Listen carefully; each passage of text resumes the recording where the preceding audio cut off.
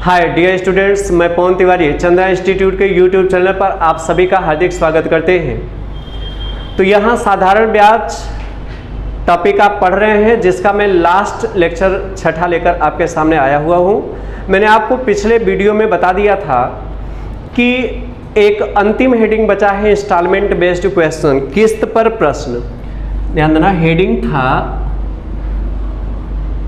किस्त पर प्रश्न।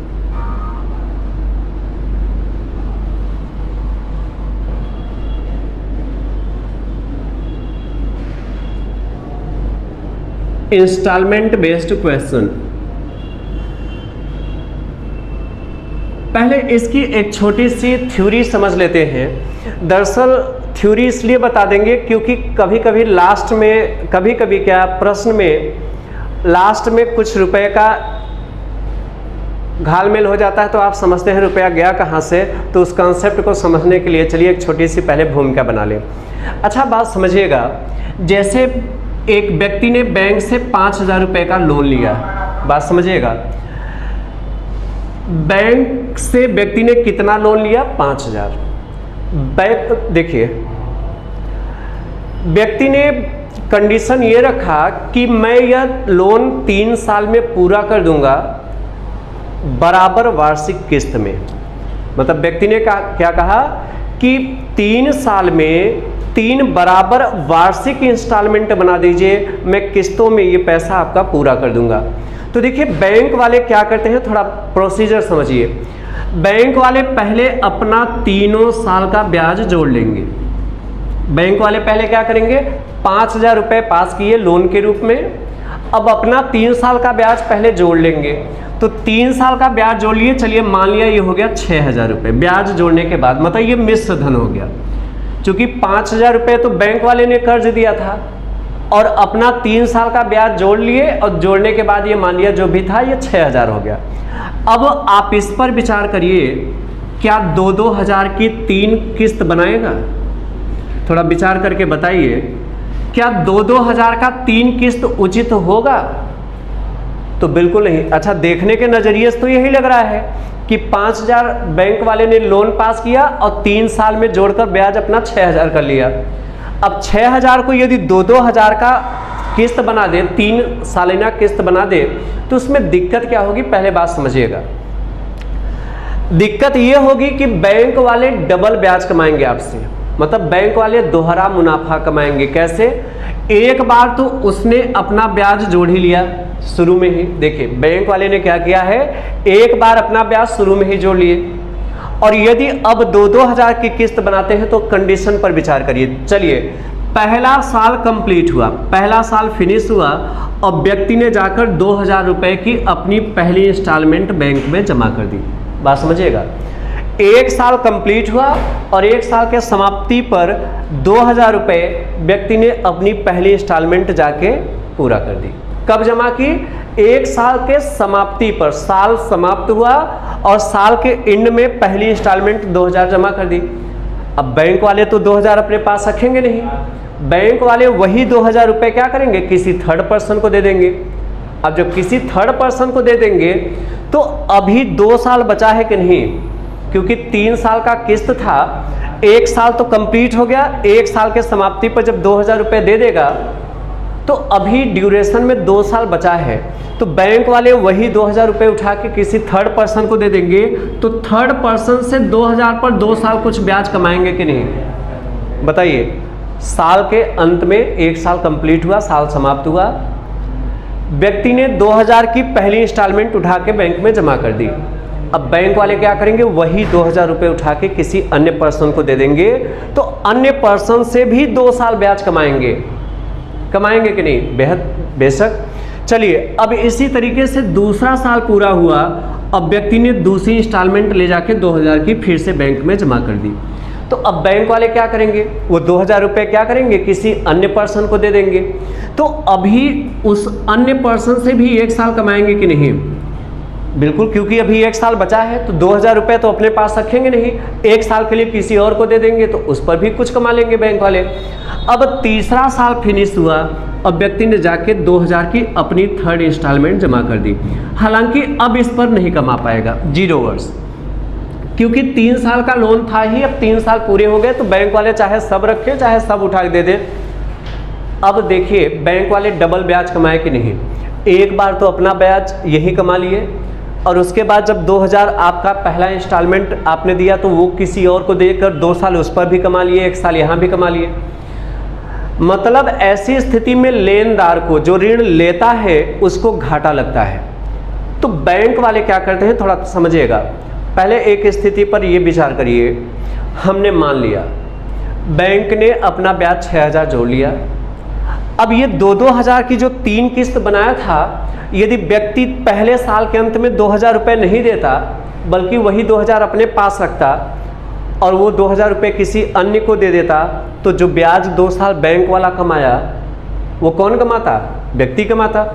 चलिए दूसरा साल भी पूरा हुआ और दूसरे साल के अंत में ये 2000 दूसरी किस्त नहीं जमा करता बल्कि यही 2000 वो किसी और को दे देता, तो जो ब्याज 1 साल बैंक वाला कमाया था वो 1 साल ब्याज कौन कमाता, व्यक्ति कमाता। अब तीसरा साल फिनिश हुआ और व्यक्ति उठा के 6000 इकट्ठा ही दे देता, तब तो व्यक्ति का फायदा होता क्योंकि बैंक वाले का तो ब्याज बन ही चुका है। अब व्यक्ति को 6000 जब चुकाना है तो अलग अलग साल क्यों चुकाए, वो तीसरे साल के समाप्ति पर ही इकट्ठा दे दे, बाकी वो पैसा कहीं और लगा के खुद ब्याज कमाए।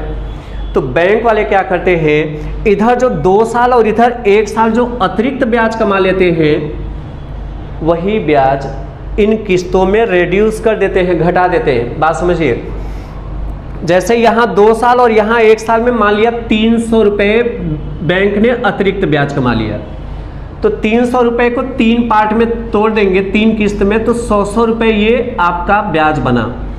मतलब ये जो 300 का मुनाफा अतिरिक्त बैंक वाला लिया तो बैंक वाले वो मुनाफा नहीं लेते क्योंकि वो अपना ब्याज जोड़े होते हैं। अतः यही 100 रुपये क्या करते हैं, इन किस्तों में कम कर देते हैं, तो आपका 2-2 हज़ार नहीं बल्कि 1900 का किस्त बना देते हैं। तो हमें ये लगता था कि चुकाना 6000 था और 1900 की 3 किस्त दिया तो 5700 ही हुआ, आखिर 300 कहाँ गया।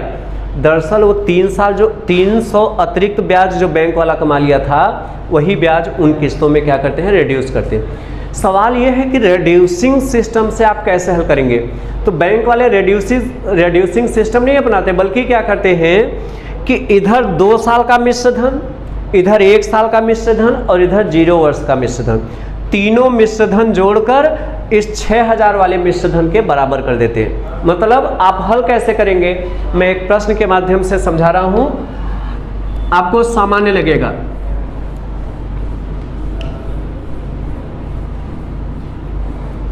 चलिए मैंने यहां पर एक प्रश्न लिखा कि 6600 रुपये को 10% वार्षिक साधारण ब्याज दर से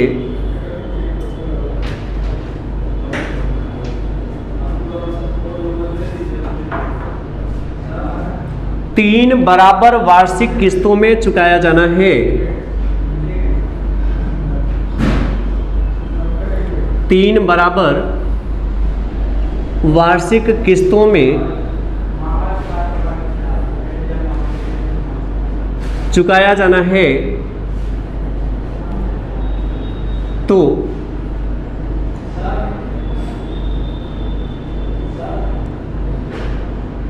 प्रत्येक किस्त का मान बताइए। चलिए इसका सेंस समझिएगा। पहले यहां से समझना 6600 रुपये है, साइड में लिख देते हैं, 6600 रुपये है और इसको 3 बराबर वार्षिक इंस्टॉलमेंट में चुकाया जाना है। बात समझिएगा, 3 बराबर वार्षिक किस्त में चुकाया जाना है, ये पहला, दूसरा और तीसरा साल। अच्छा ये 6600 मूलधन नहीं है, इसमें बैंक वाले ने अपना ब्याज ऑलरेडी जोड़ रखा है। 6600 कुल मिला के एक प्रकार से मिश्रधन है और इस मिश्रधन को 3 वार्षिक इंस्टॉलमेंट में, वो भी बराबर इंस्टॉलमेंट में चुकाना है। कैसे चुकाएंगे, चलिए हमने मान लिया तीनों किस्त 100% है। तीनों किस्त कितना है, 100% का है। अच्छा 100 मानना कैलकुलेशन थोड़ा आसान कर देगा, नहीं तो यक्स मानेंगे तो थोड़ा सा वही कैलकुलेशन लेंदी लगेगा। एक्चुअल में यही एक हेडिंग है जो हमें समझना है ढंग से, नहीं तो आपने देखा होगा इसके पहले जो भी हेडिंग थे बेहद सिंपल थे। हमने माना तीनों इंस्टॉलमेंट 100% का है।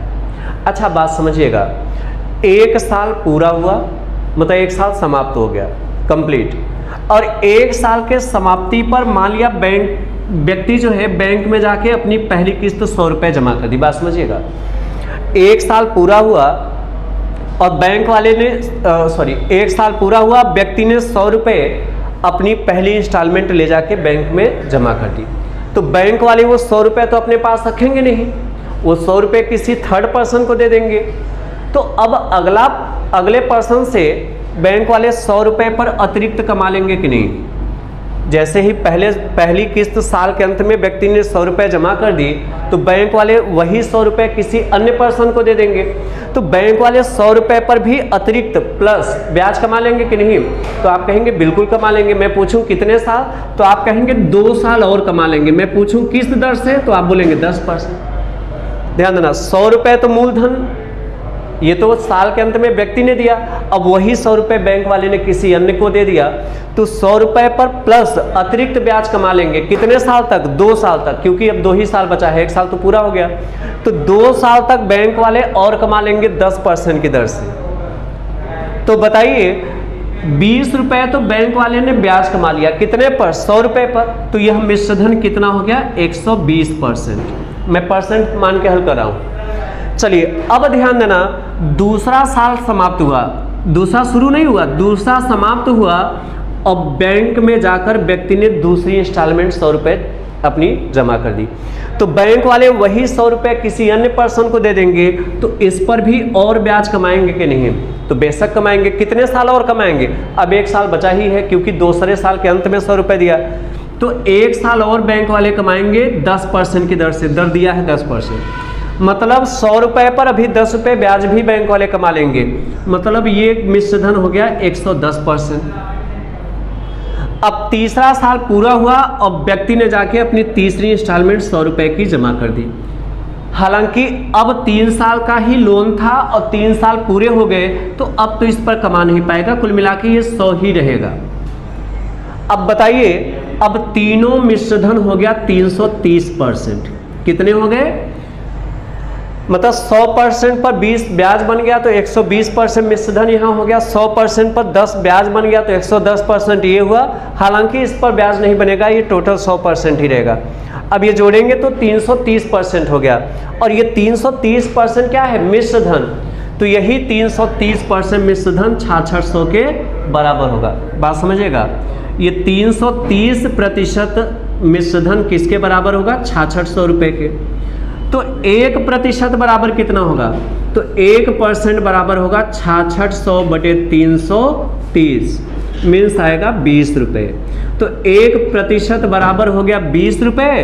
तो 100% बराबर कितना? वहाँ 2 जीरो और बढ़ा दीजिए, क्योंकि 1% बराबर 20 रुपये है, तो 100% बराबर कितना हो गया? 2000। मैंने 100% पर क्यों निकाला? क्योंकि हमने माना है कि प्रत्येक इंस्टॉलमेंट कितने की है? 100 की। तो आपने देखा प्रत्येक किस्त का मान 2000 आएगा।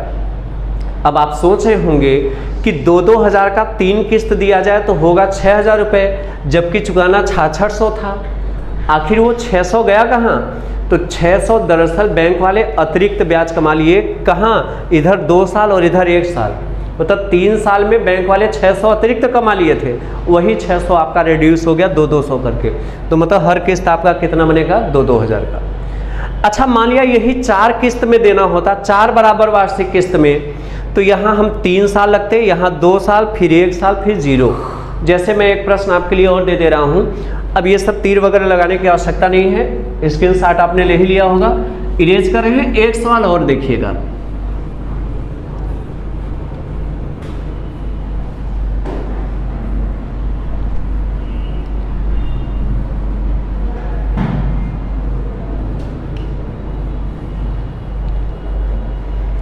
हमने लिखा है कि 944 रुपये को 12% वार्षिक साधारण ब्याज दर से 4 बराबर वार्षिक किस्तों में चुकाया जाना है, तो प्रत्येक किस्त का मान बताइए। चलिए हमने माना प्रत्येक किस्त 100 रुपये है, 100% पर कैलकुलेशन करिए, ज़्यादा ठीक होगा।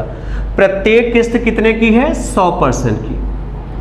अच्छा चलिए, एक साल पूरा हुआ, ध्यान देना शुरू नहीं हुआ, एक साल पूरा हुआ और पहले साल के समाप्ति पर व्यक्ति ने जाके 100 रुपये अपनी पहली किस्त बैंक में जमा कर दी। अब बैंक वाले तो 100 रुपये अपने पास रखेंगे नहीं, वो किसी अन्य पर्सन को दे देंगे। तो जब अन्य पर्सन को दे देगा तो 100 रुपये पर भी अभी अतिरिक्त ब्याज कमा लेगा कि नहीं? हाँ बिल्कुल कमा लेगा। कितने साल अतिरिक्त कमाएगा? 3 साल और कमाएगा, क्योंकि एक साल तो अब बीत ही गया, अब 3 ही साल बचा है। तो बैंक वाले अभी उसके 100 रुपये से 3 साल और कमाएंगे। किस रेट से? 12% की रेट से।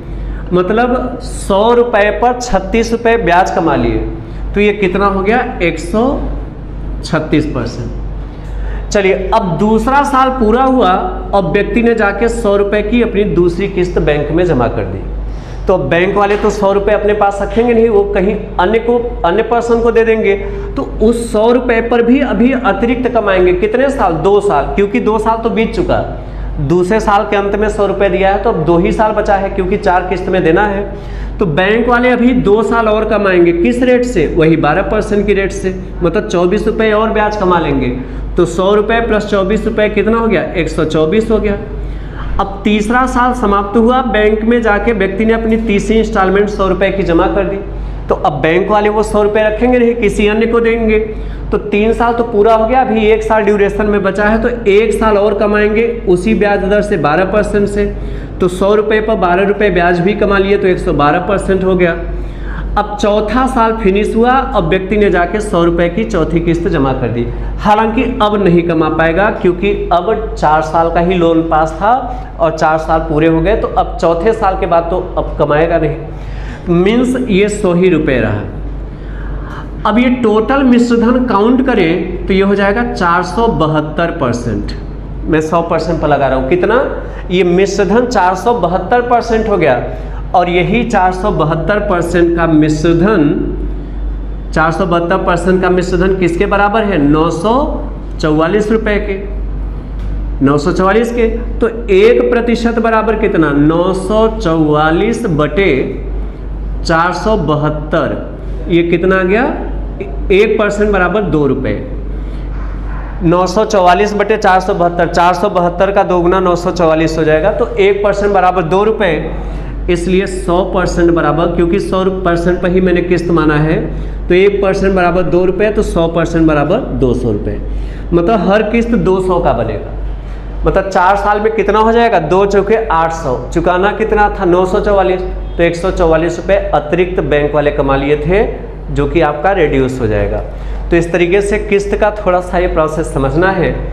साधारण ब्याज का एक टिपिकल हेडिंग था, लेकिन मैंने इसको बेहद सामान्य बनाने का प्रयास किया। तो चलिए, ये टॉपिक आपका समाप्त हुआ है ना।